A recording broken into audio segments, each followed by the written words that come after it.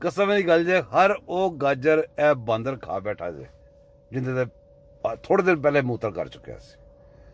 ऐतकी चौधरी की बोरी उत्ते जिन्ना कप्तान ने ते कप्तान दे पुजारियां ने जिन्ना को मूत्र किया, ओए होए होए कसमें इन्ना मूत्र किया, इन्ना मूत्र किया, शराबा पी के मूत्र किया, खा गए फिर मैं तो सारा कुछ लतीफा लग रहा है। देखो कैसी गल है कि वो बंदे पूरे हो रहे हैं अजकल, बड़ा राती दिन रेडियो ते टीवी ते बड़ा रौला पिया, कप्तान ने यूं करता, कप्तान ने फलां करता। वो यार एक गल याद रखो, ए कप्तान केड़े बंदे पूरे कर रहे हैं?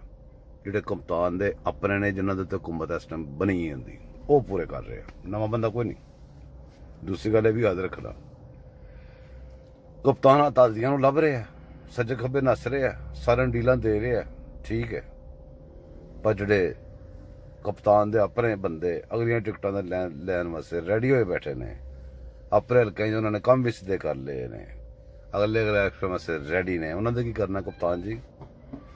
यार सापर साबर छापर ते चौधरी शौधरी है जेडे बंदे तुहानू दम भर के दित्ती है ना इमरान रियाज उरे परे, वो तुहानू कसमें खाबां बेच रहे जे।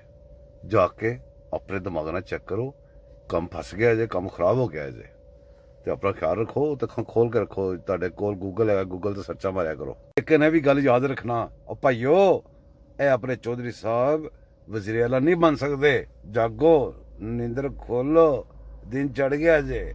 चौधरी साहब ने वोट लेने ने, वोट एमपियां कोलों, और एमपी ते पूरे होंदे ते बुजदार ने जांदा, ओ एमपी अगर पूरे होंदे ते खान ते इंज रोंदा ही ना पहले ही। खान ने चलिया कार तो चौधरी बेच दिता, चौधरी खरीद लिया। लेकिन चौधरी एडे बेवकूफ नहीं जे, याद रखना।